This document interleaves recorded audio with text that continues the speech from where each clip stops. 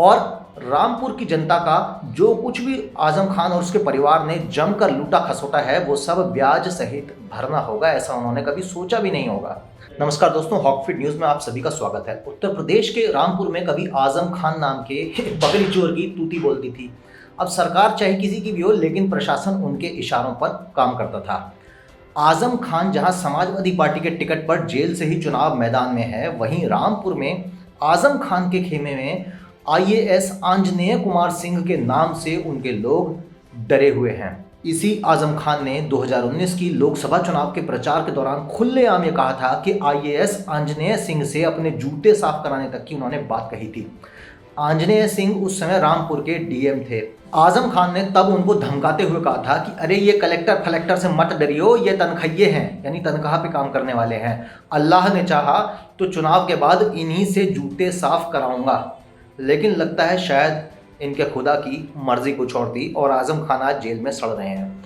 अब ये बात बोलते समय आजम खान ने तब ये सोचा नहीं होगा कि जिस आईएएस अफसर के लिए वो ऐसी भाषा का इस्तेमाल कर रहे हैं, वहीं एक दिन उनके पूरे साम्राज्य को हिलाकर रख देगा। उनके काले करतूतों पर निर्भीक होकर इस तरह से कार्रवाई करेगा कि वो और उनका बेटा जेल में पड़े होंगे और सड़ रहे होंगे।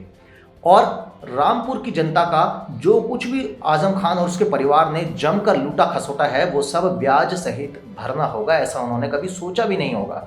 दरअसल आज इसी अधिकारी की वजह से रामपुर के सपा सांसद आजम बकरी चोर भैंस चोर खान का करीब 23 महीने से जेल में जो सेवा हो रही है वो आप भली भांति जानते हैं। अब उसके बेटे अब्दुल्ला आजम की विधायकी भी चली गई है। पत्नी डॉक्टर तंजीम फातिमा को भी जेल जाना पड़ा। हालांकि उनका बेटा 23 महीने बाद जेल से जमानत पर छूट गया है, लेकिन वो हनक और वो ऐंठन जो है पहले के मुकाबले गायब है। अब आजम खान और उसके बेटे सहित पूरे खेमे को इस विधानसभा चुनाव में इस बात से दहशत है कि कहीं आंजनेय सिंह फिर से उनके ऊपर कोई एक्शन ना ले ले। अब एक मीडिया रिपोर्ट में ये दावा किया जा रहा है कि आजम खान नहीं चाहते कि यूपी के विधानसभा चुनाव में आंजनेय सिंह मुरादाबाद के कमिश्नर रहें। यहाँ तक कि आजम खान खेमे के जो डरे हुए उनके लोग हैं वो कमिश्नर की शिकायत चुनाव आयोग से भी कर रहे हैं। अब कमिश्नर का चुनाव आयोग में क्या लेना देना। अब वहीं पिछले दिनों लखनऊ में हुई मीटिंग में चुनाव आयोग ने 2019 के चुनावों में आंजनेय कुमार सिंह के काम की चुनाव आयोग जो है वो तारीफ भी कर चुका है। अब उनका उदाहरण देते हुए चुनाव आयोग ने बाकी अफसरों को भी ये निर्देश दिया है कि वो भी निष्पक्ष, निर्भीक और शांतिपूर्ण चुनावों के लिए आंजनेय कुमार सिंह की तरह ही प्रशासनिक इंतजाम करें। अब यूपी में योगी आदित्यनाथ की सरकार आने के बाद 19 फरवरी 2019 को आंजनेय कुमार सिंह के काम और सख्त रवैये को देखते हुए उन्हें रामपुर का कलेक्टर बनाया गया था। तब रामपुर के इतिहास में ये पहला ऐसा मौका था कि रामपुर के डीएम की कुर्सी पर बैठा कोई अधिकारी आजम के खिलाफ आने वाले शिकायतों पर बेखौफ होकर एक्शन ले रहा था। और मजाल हो कि रामपुर में कोई कुछ कह सके। जब 27 किसान डीएम के पास ये शिकायत लेकर आए कि जौहर विश्वविद्यालय के लिए आजम खान ने उनकी ज़मीनों पर जबरन कब्जा कर लिया है। अब आपको बता दूं कि ये जो 27 किसान थे उनमें से मुसलमान भी थे। तब आंजनेय कुमार सिंह ने उन सभी मामलों में एफआईआर के आदेश दे दिए। अब आपको बताते हैं कि इसके बाद शिकायतों का ऐसा अंबार उमड़ा कि एक के बाद एक आजम खान के खिलाफ मुकदमे दर्ज हुए और मुकदमे दर्ज होते होते उनकी संख्या 98 भी पार कर गई। मैंने अभी एक वीडियो देख रहा था जिसमें रामपुर में आजम खान के इलाके के लोग ये कह रहे थे, और तमाम लोग मुस्लिम थे। उनमें से अधिकांश लोगों का ये कहना था कि किसी के यहाँ की पायल चुरा ली, पाजेब चुरा ली, किसी के यहाँ की अंगूठी चुरा ली, किसी की बकरियाँ तो किसी की भैंसें, किसी की ज़मीन चुरा ली। अब जौहर यूनिवर्सिटी की चारदीवारी में कैद 172 एकड़ सरकारी ज़मीन जो है वो भी आजम खान से छिन गई। यहाँ तक कि सरकारी ज़मीनें कब्जाने के मामले में डीएम ने आजम का नाम प्रदेश सरकार के एंटी भूमाफिया पोर्टल पर रजिस्टर करके आजम खान को एक घोषित भूमाफिया भी जिसे कहते हैं डिक्लेयर कर दिया। अब आंजनेय सिंह इतने पर ही नहीं रुके। 2017 के चुनाव में आजम खान के बेटे अब्दुल्ला आजम की विधायकी का मामला जब उनके सामने आया तो उन्हीं की रिपोर्ट पर आजम खान के बेटे की विधायकी छीन ली गई। पंचर पुत्रों के साथ ऐसा अन्याय होगा तो यार ये तो देश में सेक्युलरिज्म के खिलाफ है। अब दरअसल अब्दुल्ला आजम 2017 में स्वार टांडा सीट से सपा के विधायक चुने गए। अब्दुल्ला के सामने बीएसपी से चुनाव लड़े नवाब काजिम अली खान ने नॉमिनेशन के समय अब्दुल्ला की उम्र 25 वर्ष से कम होने की बात कहकर निर्वाचन रद्द करने की मांग भी की थी। अब इन लोगों के नाम ही ऐसे होते हैं, कई लोगों के तो मतलब प्रोनाउंस करने में भी जबान टेढ़ी हो जाती है। बहरहाल 2019 में जब ये मामला आंजनेय सिंह के सामने आया तो उन्होंने इसकी जांच कराई।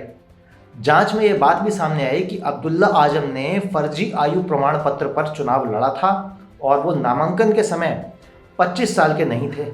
अब ये रिपोर्ट डीएम ने चुनाव आयोग को भेज दी।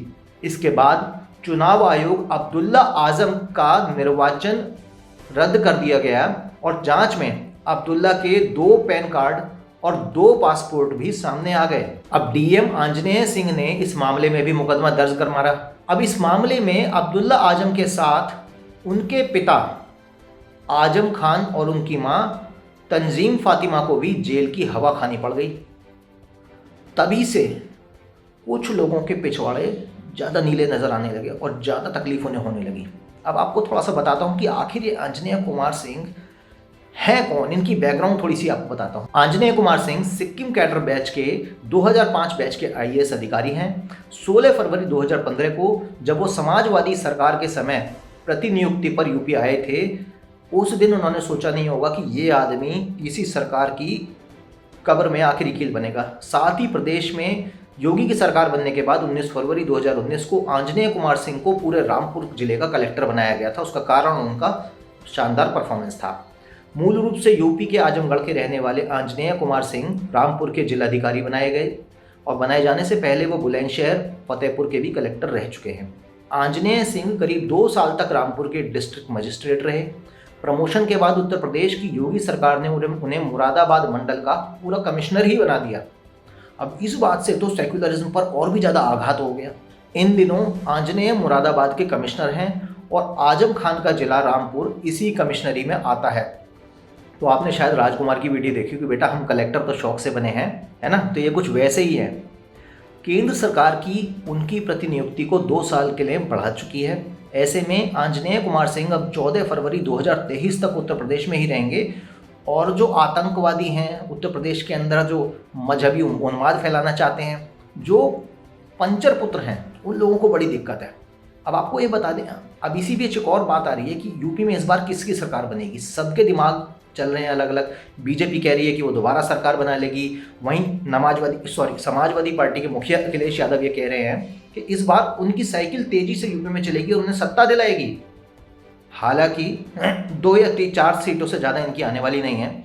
अब यही दावे बीएसपी और कांग्रेस भी कर रही है। हालांकि अब तक जितने भी चुनाव पूर्व सर्वे आए हैं उनके मुताबिक बीजेपी को भले ही सीटों का नुकसान हो रहा हो, लेकिन भारतीय जनता पार्टी तमाम जिसे कहते हैं प्री इलेक्शन जो पोल्स हो रहे हैं उनमें यूपी की में बीजेपी की सत्ता वापस आती दिख रही है। वैसे सारे सर्वे ये भी बता रहे हैं कि इस बार चुनाव में सपा को सीटों का पहले से थोड़ा फायदा होने जा रहा है। इसी कारण बहुत से कांग्रेसी और कुछ जो चपड़गंजू जो थे ना भाजपा में भी, वो भी सपा ज्वाइन कर रहे हैं। लेकिन अंततोगत्वा जिसे कहते हैं सत्यमेव जयते। अब रिपब्लिक भारत और मेट्राइज के सर्वे में बीजेपी को 287 से लेकर 301 सीटें मिलने तक की बात कही गई है।